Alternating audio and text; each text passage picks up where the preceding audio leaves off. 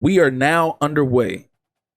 Year 4, 2027 season is officially kicking off. We are officially in week 1 of, or should I say week 0? I forgot that we're not coming out straight until a bye.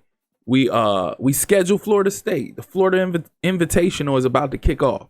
We got Florida State up first, number 8 Florida Atlantic Owls versus the number 22 Florida State Seminoles. And the year 4 is officially underway. The quest to three-peat is underway. Will we get it accomplished? We'll see. I mean, we've only been building our roster up more and more, and we've gotten ourselves to a point where we're up there with some of the elite teams. So we're gonna see. But real quick, of course, we got to jump into the recruiting. We got to check the scouting report on a lot of these guys, see the status, where they have us as far as positioning, their interest, and everything like that.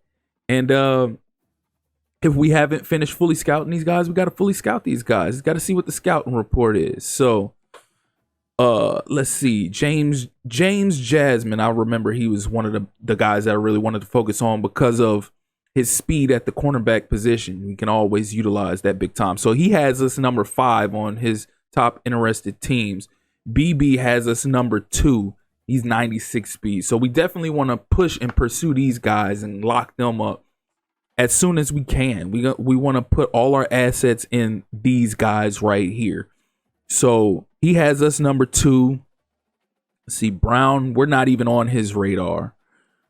Goldwire, oh yeah, because I didn't offer Brown a scholarship. So Goldwire, and these are 4-star prospects. One of them, Jasmine, being a 5-star prospect. So we can see if we can pull in a 5-star prospect.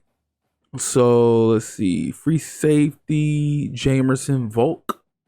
Definitely want to send a house. If I'm super interested in these guys, I'm gonna send a house, and I'm gonna,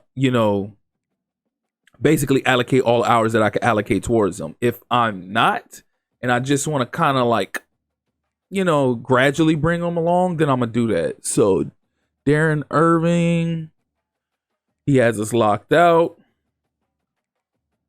McLeod, he has us number 6. Going to send a house for him, as we do need 3 strong safeties. I definitely remember that. That stuck out to me. Roland has us number 3. So not too bad. Not too bad for these 2 gentlemen. See, contact friends and family. We won't send a house for him. We'll contact friends and family, search social media.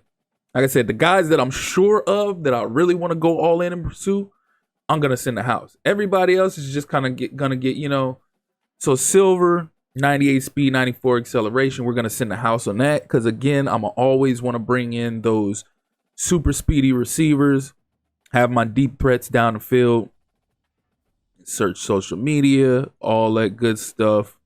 Because now this guy, I'm not gonna go too crazy for because, well,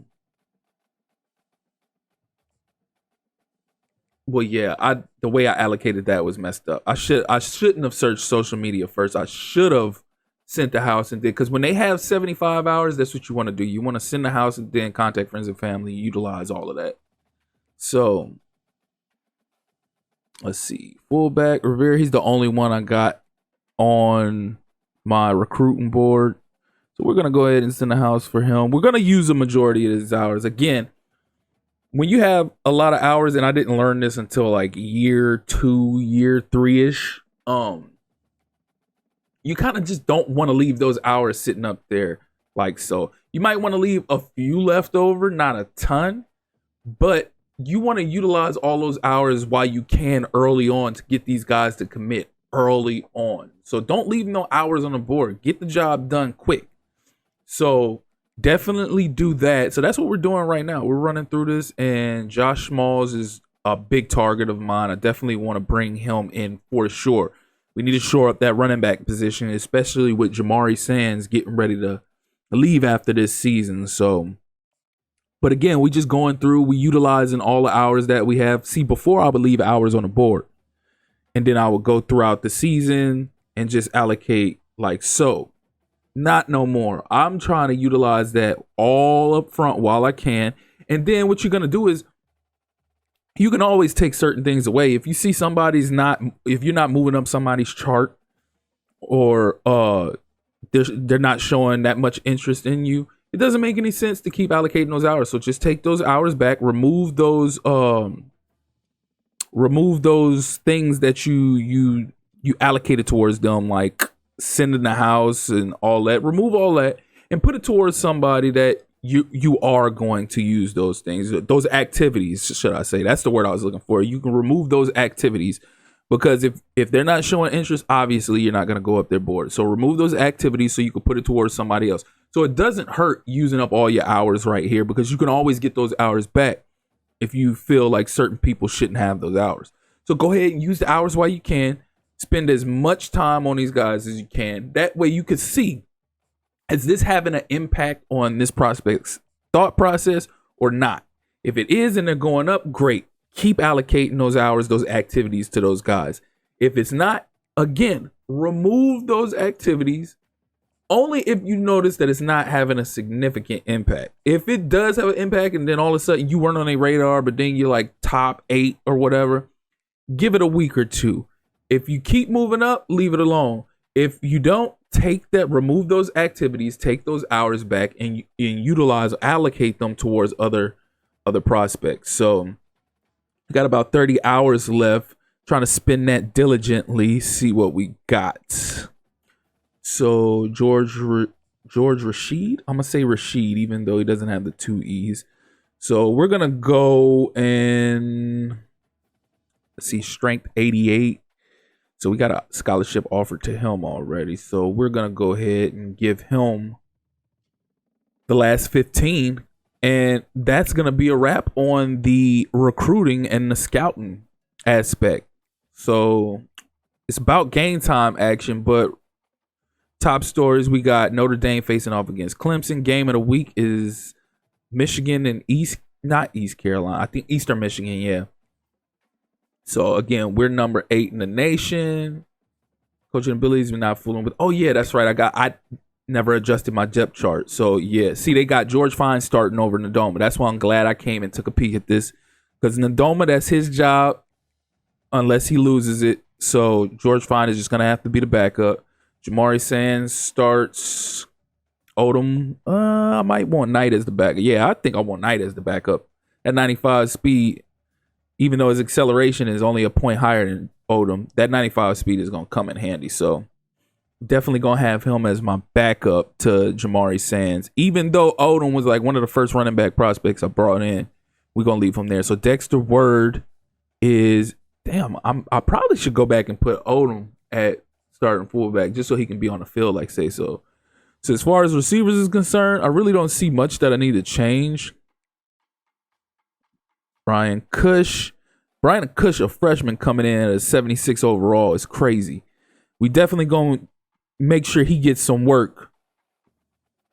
Do I want to move him up above Grenard? Grenard's been such a reliable safety valve my entire time. Probably should just leave that. He's a senior. Yeah, I'm gonna leave that alone. I'm gonna let him keep his spot since he's gonna be gone after this year anyway. So Pullard and Savage will be the 2 starting tight ends. Everything else looks pretty solid until I get to defense. Defense is where I'm probably going to have to make some adjustments. So Marcelin is starting at a 91 overall. LeBeau is after being redshirted his freshman year is an 84. So he's definitely improved a lot. Let's see. And right in, we got Brantley Jr. is an 87. Starting over Hardy, but I normally keep Hardy at outside linebacker if I'm not mistaken. So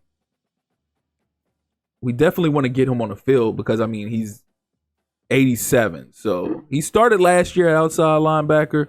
So we're probably going to start him again this year outside linebacker. So we got Denard and Rodney Abreu starting at D tackle. Outside linebacker, we got Jarvis Johnson. Then we got Charquez Lee at middle linebacker with Nickerson. Trapuka. I don't even know how you say this guy's name. I've never seen that name before. And this is like what, his second year on the team, and I got to get this guy's name down. I might have to go look that one up. So Hardy, yeah, oh yeah, he's gonna get the nod over Topeka. I'm gonna say Topeka. All right, Gogans is starting, and I think he reserves the right to start because he's been such a breakout DB for us the last couple seasons. Shaheem Burke, I feel so bad for him because he's like way down this list, but he had such an amazing season last season. I might move him up to where that freshman is. I don't know just yet. I don't know. We'll see. We're going to wait and see how that freshman plays. If I need to move him up to be that slot corner, we'll move him up to be that slot corner. So Gammon is our kickoff returner with Cush. We're going to swap that. Let Cush get the start there. Cush and Browning, actually. So Willingham in his second season, we're going to let Cush go there. Let's see. Kicker. Yeah, everything else looks good. Everything else looks good. So before we even get into the game, I'm going to save that for the next episode. We're going to go ahead and cut this one short right here because this video would be too long if I went ahead and I did gameplay for this first matchup. So again, as always, I appreciate you all for tuning in. If you're here for the first time and you haven't liked or subscribed already, or you're returning and you haven't liked or subscribed already, please do so. Click that notification tab so you can stay up to speed on the Florida Atlantic Dynasty rebuild as well as other content. Again, as always, I appreciate you all for tuning in. That's been my time. Till next time.